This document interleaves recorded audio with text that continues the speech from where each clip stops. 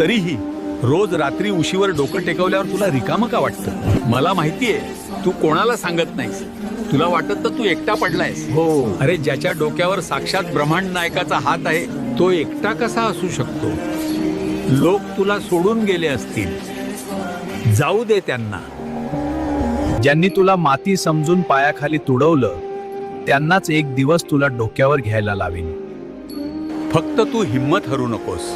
तुझ्या प्रत्येक संकटाची ढाल मी बनलोय. तुझं सगळं ओझं माझ्या पायावर सोडून दे. भिवू नकोस.